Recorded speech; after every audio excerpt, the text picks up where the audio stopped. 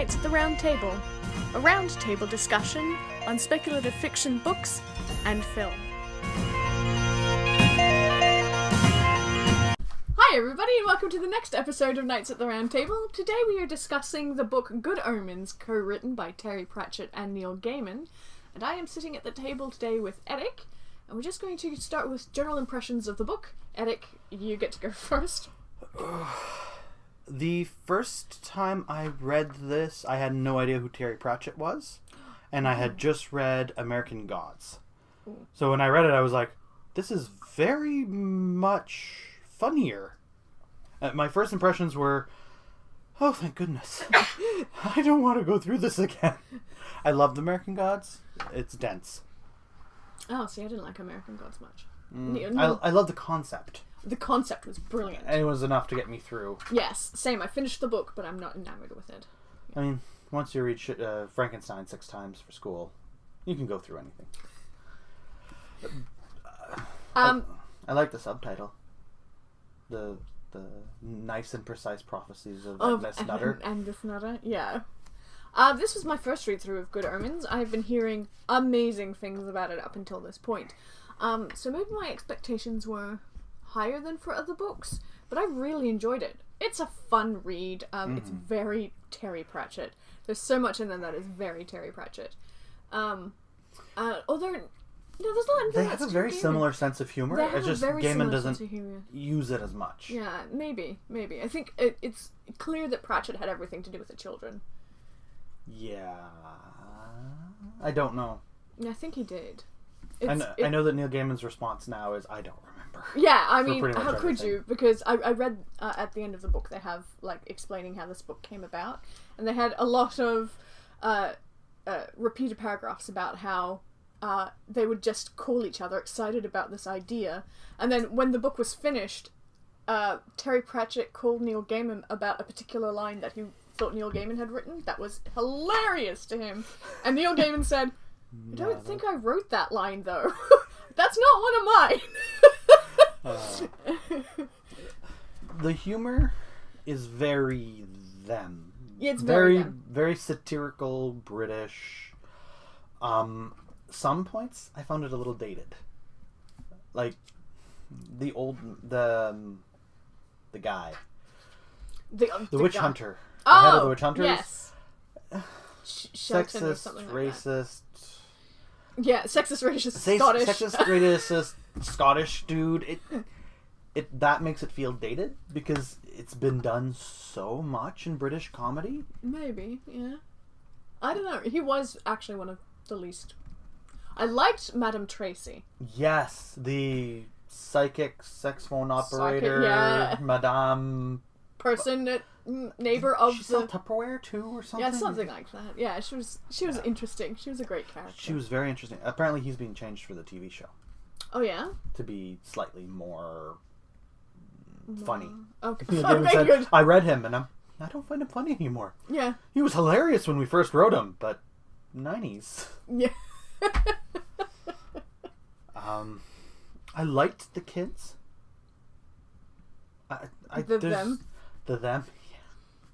I also like the little jab of where they're making fun of the neighborhood.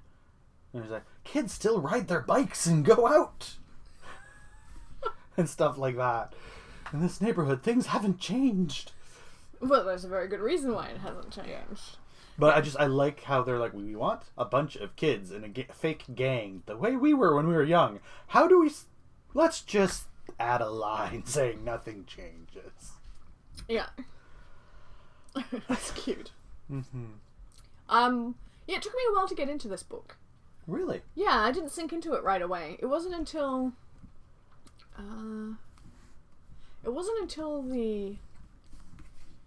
the introduction, the proper introduction of Agnes Nutter's direct descendant. Okay. What was her name? I should have written it down. I literally have one note. But yeah, the witch. The witch. Yeah. She was funny. She was great! And one of the things I liked about it, which is that you have this biblical fight between good and evil. So you have angels and you have demons. And then you have, like, a third party witches, hey, as separate from the angels and demons things, which I really loved, because normally in they're usually they're in following with the demons. one or the other. Yeah. They're in with. And if you want to be edgy, they're part of God's plan. If you want to be not, technically, part of the angels' plan. Yeah. Yeah. No, I like that God is as mysterious to everyone in this book. Yeah, to his own. Except maybe Death. Death felt like he knew something, or she. He knew it was described as a he. It was a walking skeleton, so I guess gender neutral, but often described as a he. Yeah.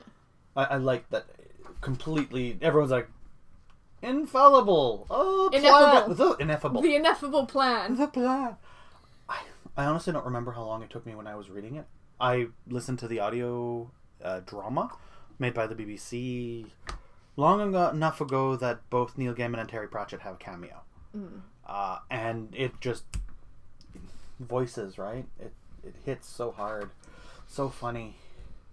Laughing at work is a terrible thing, and listening to the I have my coworkers know that there's no way in hell that the annual report is that funny. Yeah, there were very few laugh out loud moments for me, but an awful lot of. Yeah, there's no guffaws. Yeah. A lot of chitters? No, titters? Yeah. Yeah. Oh, God. There was a lot of chuckles, I would say. Yeah. Chuckles. It's absurd in the best possible way. Yeah, but it's absurd. But without being, like, absurd. Like, it's not extremely absurd. Not Monty Python. It's not Monty Python, but... It's satirical absurd. Yes.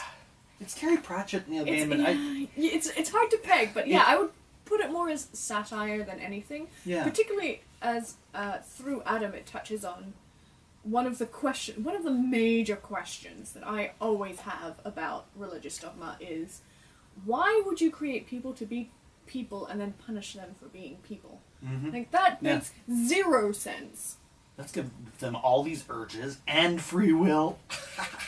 And then throw them in hell. Yeah, and then punish them when they exercised. It's like, Jesus Christ, really? Yeah. And if they did do that, why would he put his favorite son that betrayed him in charge? So it touches on that, and I'm like, it's satire, really. One of the parts that made me really laugh was Elvis. When they're playing video games, the horsemen meet in a bar. Oh! Death is playing a video game, and it says, "What year did Elvis die?" Oh, the trivia video game. And he's like, "None. I never reaped him." And then later on, as they're leaving, there's a beggar who's like, "Hey." There wasn't a beggar in the book. Wasn't a beggar? No, in that particular... this is where the four horsemen all meet up? Yeah. Okay, so in the book, rather than the radio play, they all meet up at this one diner, I guess. Mm-hmm. Death is playing an electronic trivia game, and there are 3 other bikers. Yeah. 4 other bikers. The other 4 horsemen. The other 4 horsemen, who came up with ridiculous names. There's no other references to Elvis in the book? No, I don't think so. Because there's a recurring joke in the audio drama where Elvis is talking.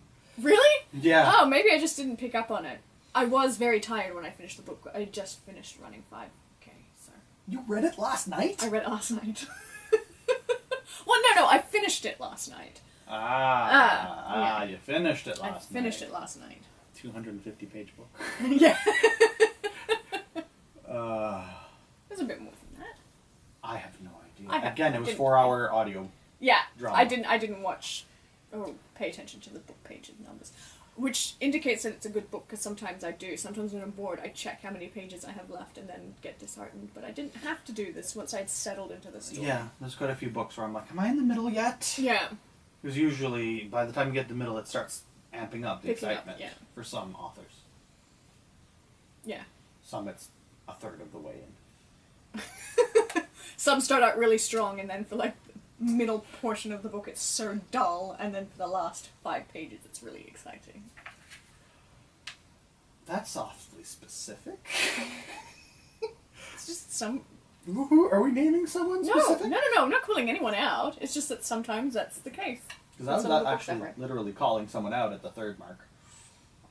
Who are you calling out? You. Oh. Usually the first third is all like build up and then boom. And then 2/3 of death and destruction. Screw this build up. Let's just blow shit up and kill people. Yes. Then you slow down in the middle for a little bit of mythology, and then boom! Let's kill everybody else you like. But only the ones you like. No, you kill some people I hate. Okay. No comments, because that would be spoilers, and not about this book. And a bad omen.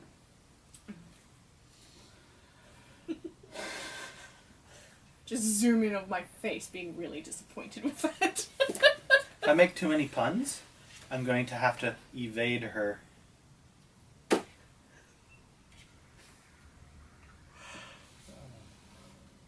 Dun, dun, dun, dun, dun, dun, dun, dun. Was there any part of this book that you thought was terrible? Boring? It was terrible or boring? No. Anything you hated? No, definitely nothing I hated. There are a few things that well, there's one thing in particular I absolutely loved.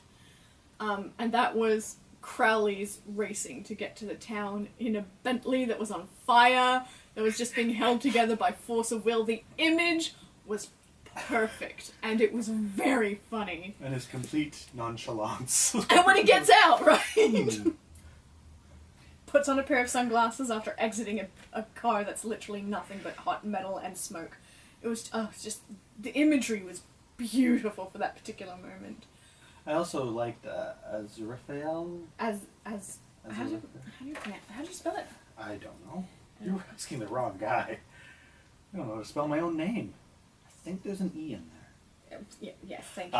I really liked him possessing the madame. Oh, God! Them chatting, and then like on a little moped. The flying moped? The flying moped. Yeah. That was very funny. The confusion of the guard at the airbase when they were having their, like, Madame Tracy and Aziraphale, or whatever his name was. Such good dialogue. Yes. Really good dialogue. Very snappy, very funny. That's something both authors are really good at. Agreed. Yeah.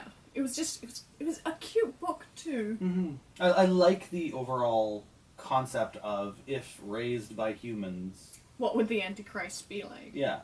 You'd be the leader of a fake gang of kids who happens to care about the place he lives in very much. Yeah. He wouldn't be evil, but he wouldn't be divine good either. No, exactly. He'd be human. Yeah. It was a really good concept. And unlike other books where the concept is really, really good, this one didn't fail in its execution. No.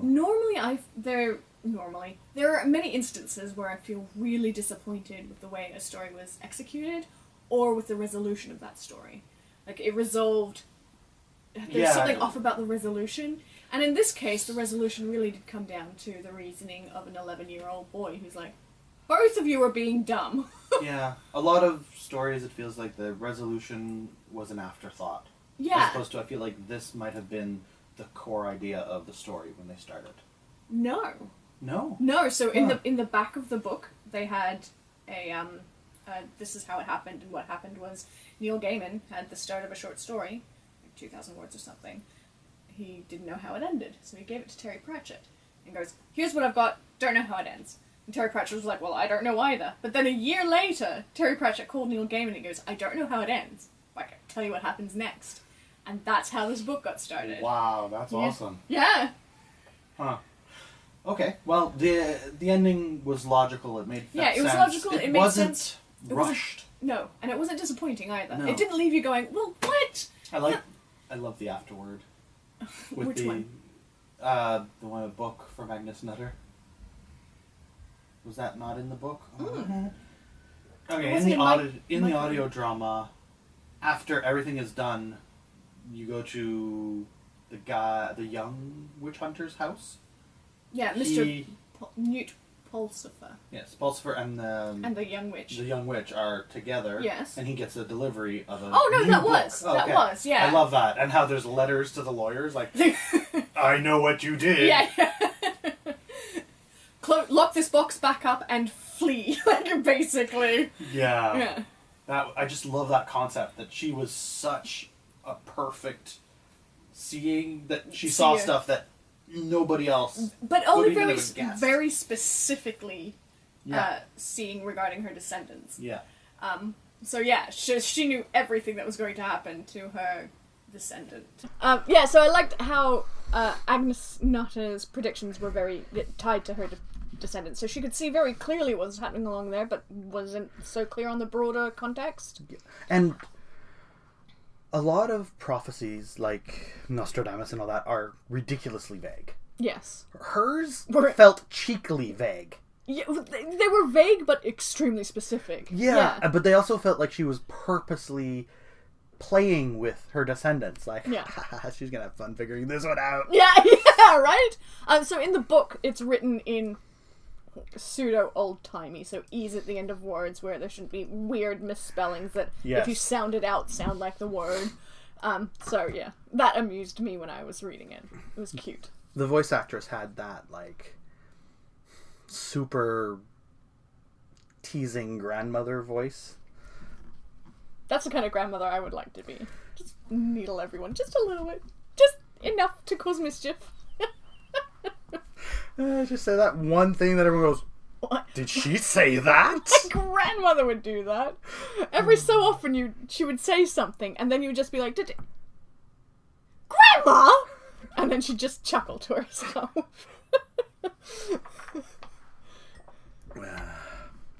Yeah. I also liked, I'm not sure if they did this in the radio play, but right at the end there was a smoke curl that came out of the Jasmine cottage where the witch and Mr. Pulsifer were staying, and it was an old woman's face as she winked before it dissipated. I was like, aw, Agnes, you're awesome.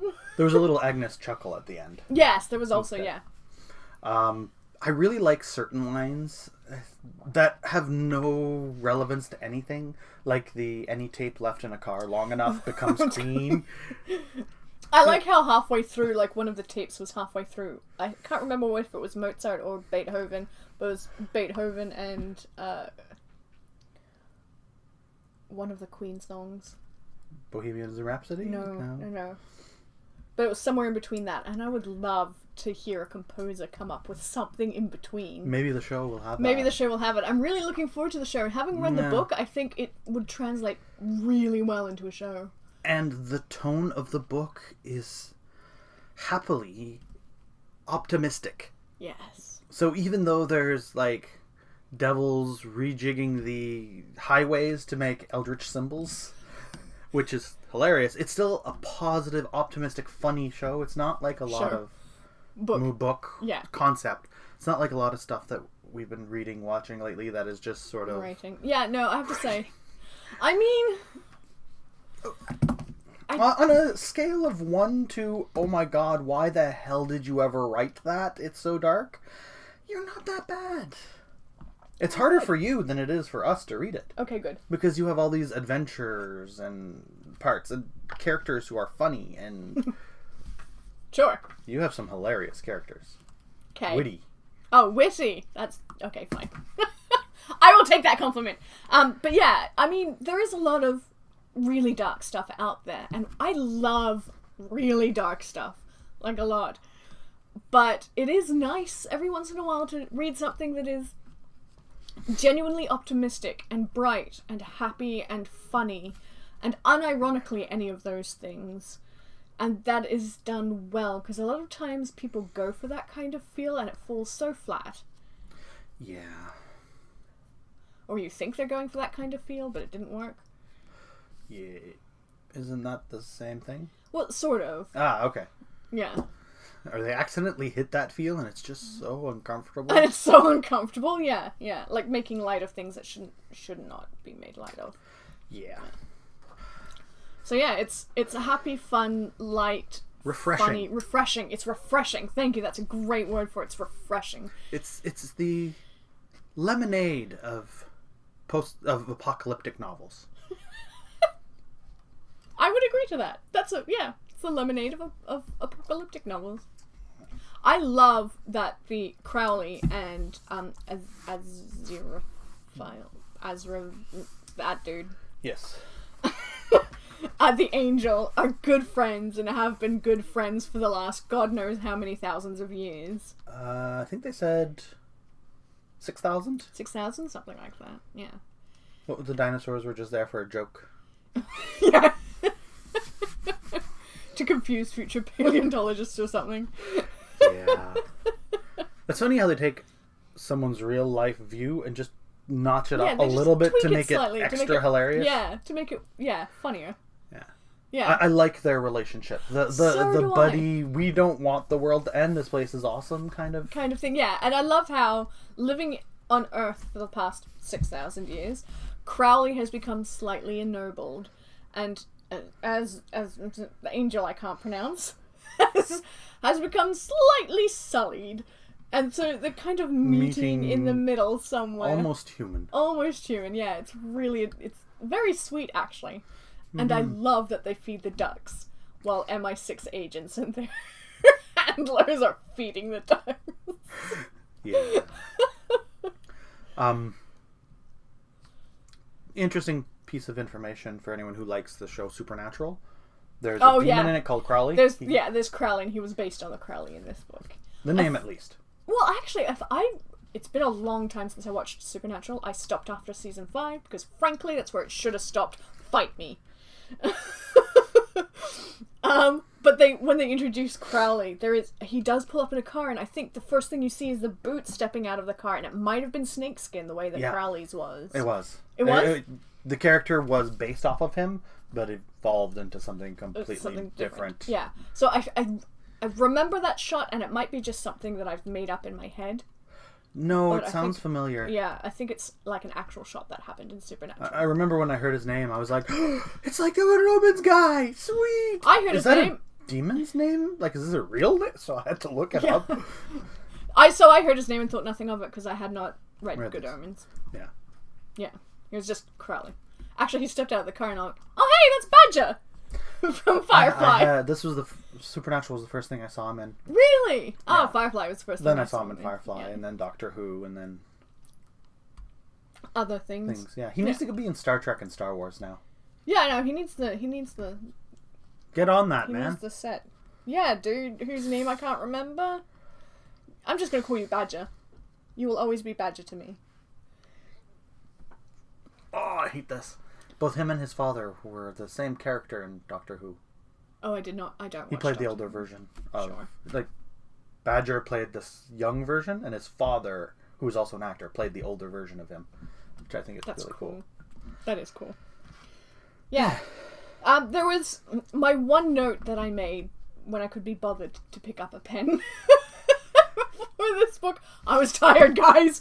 And it was that, like... It really sucked you in. Well, it's because I was drinking water at the time, and then I read it, and I spat the water out because I did a... You did a spit take. What made you do a spit take? Okay, so they were listing... I understand. Made you do a spit take. Diction is done with the tip of the tongue and the teeth. We used to have to say that over and over again for choir. I wonder if you could make a compilation of every time you've said that on film. Oh god, it'll be like the God of War boy compilation. Yes. Just 23 minutes of diction is done with the tip of the tongue and the teeth. It was when they were listing sort of other various evil texts, and one of the things that they listed was the Teleconomicron, and that was one of the few times I may have actually laughed out loud. That's just hilarious. Brilliant pun. Love it. That was my one note. My one big takeaway from this book was it was fun, and also Teleconomicron. Ha! Yes. I really wish I could be more critical, but I really enjoyed this. Mm-hmm. It feels like there's two Erics. The one who reads books and the one who watches movies. The one who reads books is like, I loved this. The one who watches movies is like, this sucked. Well, no, not for every movie. Not for every, just most lately. This season I've been very grumpy. You have been. I mean, to be fair though. But we've been picking really bad movies. That's what was in the bowl, don't blame me. Probably blame me, because I probably put them in the bowl. Yeah, there's really nothing bad about this book. I mean, there were a couple of typos, like one missing word and one typo. Funny, I didn't catch those with the audiobook. Oh, no. Wonder why. But one of the typos, they had written thought instead of though. So the sentence made no sense. It was like, somebody did something, something, something, comma, thought, comma, something, something, something. I'm like, wait, what? Did you mean though? And then there was one missing word that I found that I couldn't be bothered to make a note of because who cares? I understood what they were saying. So yeah. Do you normally make notes and send it to the author? Or what? No. Okay. You missed this word. No. I've only ever written to one author to tell them how much I appreciated their work and thought it was brilliant. And I wonder who that was. Stephen Erickson. And then you met him. And then I met him, and it turns out he's not a dick. So yay! That is nice. There's an author who used to give out free books if someone gave her a typo. Was it Jen Frankel? No, I think it was that person who wrote that book about those people. She's a Canadian author, YA, usually writes about either witches or kids that transform. It wasn't Jen Frankel? No. They're like animal people. Someone. I'll find it at some point and go, oh, that person! And then you can make a note of it in the comments. Sure. Okay, sorry. Yes. Yeah, no, I don't do that. I mean, why bother? I do it for friends, and that would be about it. Like, if I found a glaring typo in one of your books, I'd be like, I found a really bad typo. Oh, yeah, you might want to fix this in the next printing. Okay, thank you. Not that I would do that for you, because I'm a beta reader, so yeah, I do that anyway. You do that anyway. I was quite confused. I'm like, what, you mean like a beta reader? Because you are one. And only if it's really something bad. If it's like a TEH, I'm like, that'll be called Charlie Unicron. So, final thoughts and star rating. I really enjoyed this book. Mm-hmm. It's an easy read / listen. It's fun. It's funny. And it's hopeful. I'm going to give it I don't remember. I'll give it a 4. A 4? Yeah, I'm also giving it a 4. But it's a high 4. It's a high. Mine is almost a 4.1. Mine is just a 4. I'm not going to bother Tom with this nonsense. Yeah, for the same reason. It's a light read. It's fun. It's so refreshing in a sea of darkness. Even though I really love the dark stuff, this was very fun, and there were so many moments that had me like chuckling out loud. Not guffawing really, except for the Telecom because that was hilarious. So yeah, 4. I really enjoyed it. It's funny. It's also cute. Yeah, I'll call it cute. The characters are adorable. And I'm really, really keen to see it translated onto the screen now. Yeah. I'm really looking forward to the adaptation. And I wasn't before reading this, so.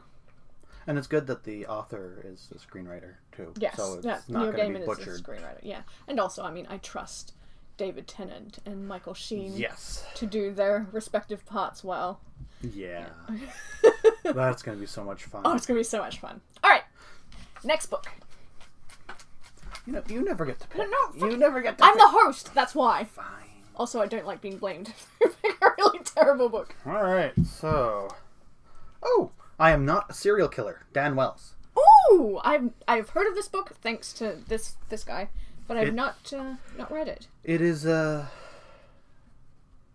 heavy book that will make you question your sanity. Oh, okay. Great. But it's YA. Oh, well, yeah. So you're going to love it all around. Well, I've since lost my my bias against young adult because 80s YA was... More recent young adult is much, much better, and I am... Yeah, and Dan Wells is a horror writer by trade. Oh, really? Okay, so cool. This is supernatural serial killer. It's awesome. Excellent. All right. Yeah. So, next month we will be reviewing I Am Not a Serial Killer by Dan Wells. You can follow along with the book on our Goodreads group or leave a comment down below with your thoughts on the book. We'll probably include them If you have any thoughts on Good Omens, you can leave that down below. We'll be very happy to read through those. I lurk sometimes, so you may or may not get a response. Like and subscribe. That was the worst outro on the face of the planet. Thanks for watching, guys. Bye!